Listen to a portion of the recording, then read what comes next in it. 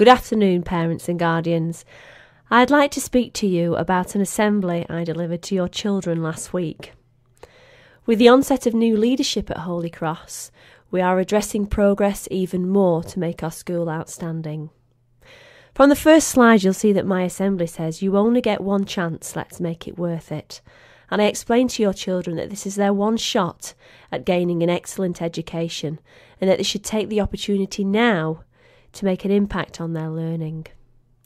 The first slide, entitled Progress, we gave a definition of actually what progress is from the Oxford English Dictionary, and it states that it's to move forward or onward and to develop and especially to a better state.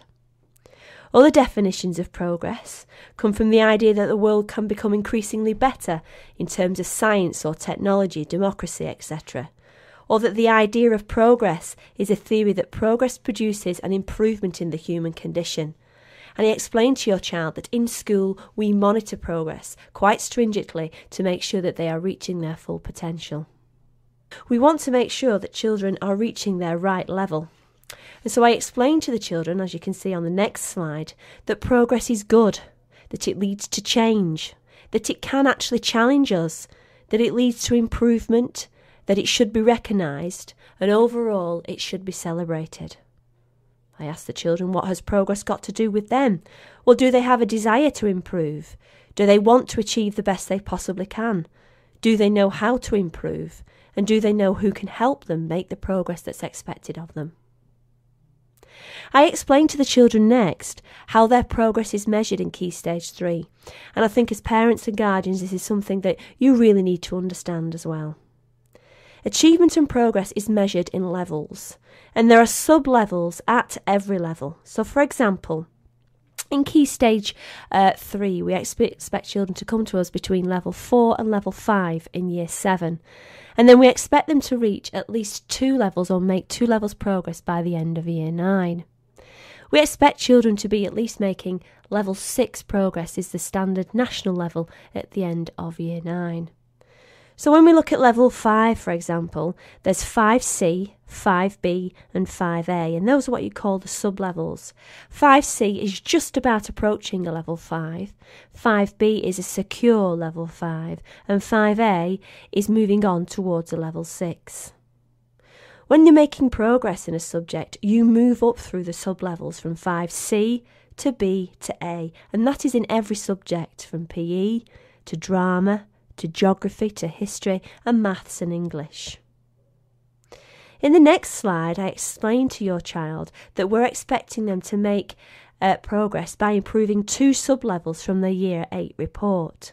So, for example, you can see from the table that if at the end of their Year 8 report, and you might want to look back at their Year 8 report to see what levels they got in certain subjects, if in English, for example, they achieved a 5A, then at the end of Year 9 or at the end of their Key Stage 3, we'd expect them to be getting 6B. That is because we'd expect them to move to 6C, then 6B, which is 2 sub-levels progress. And likewise in science, if they were a 6C in science at the end of Year 8, we'd expect them to be getting 6A at the end of Year 9, and so on, because it's in every subject across the curriculum. So how will the children know what level they're currently on and what target level they're supposed to be reaching? Well, I explained to the children that in class they need to be asking the teachers, where am I? What is my level? What is my target level? Where do you expect me to get to by the end of Year 9? In December, in fact on the 14th of December, the children will receive an interim report. That will tell them what level they are predicted to get at the end of Year 9. They will also have a target level on their report. And as a parent, you might want to look to see whether they are actually on target for getting their target level. So, for example, in English, their end of Year 9 level might be 6B. And then their predicted grade might be 6C.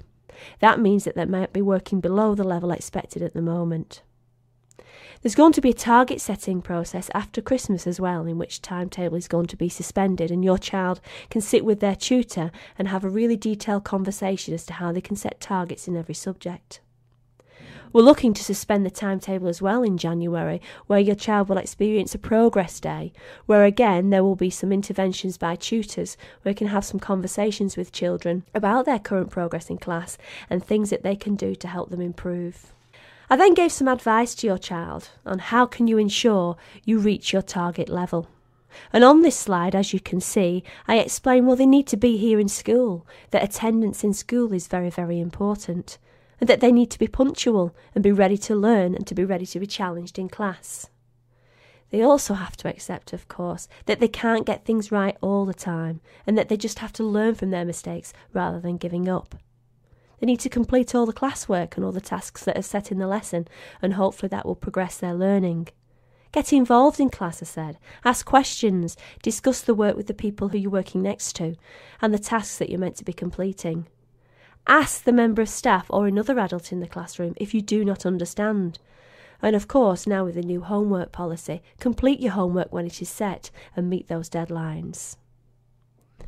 Children now, of course, when they're going to be receiving their Year 9 level, might look like they're falling behind, that they're not actually going to reach the level that we're expecting to get at the end of Year 9. And children might begin to worry and get anxious about this. Well, we can help. And as you can see on this slide, what if you are falling behind?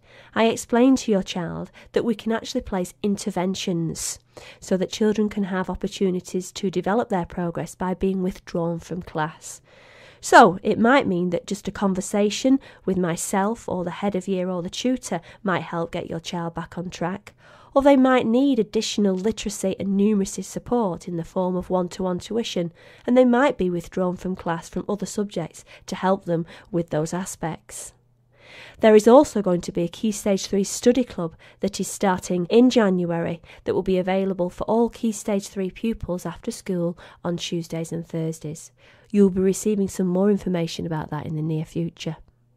Some children might just need a listening ear or a mentor, somebody whom they can just go to either give them a bit more motivation, a bit of TLC, and just to help them get back on track.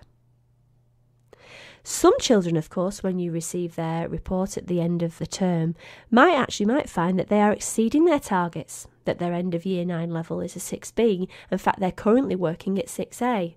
Well, first of all, this is fantastic. We're absolutely pleased when children are actually exceeding the progress that they are expected to gain. And we want to recognise that, we want to celebrate it. So you might find that your child is coming home with certificates or prizes for actually working beyond the level expected of them. And of course we'll send letters home, congratulating letters to inform you that your child is working beyond expectation. And of course, as it says on that slide, they will get rewards and prizes. And lastly, this all encompasses the work towards thinking about their future. In Year 9, after Christmas, there's going to be an options evening on Thursday the 7th of January. And this is whereby myself, Mrs. Rigby, and Mr. McFarlane, the other deputy, will explain to parents and guardians and pupils about their options and their choices and how that links into their future.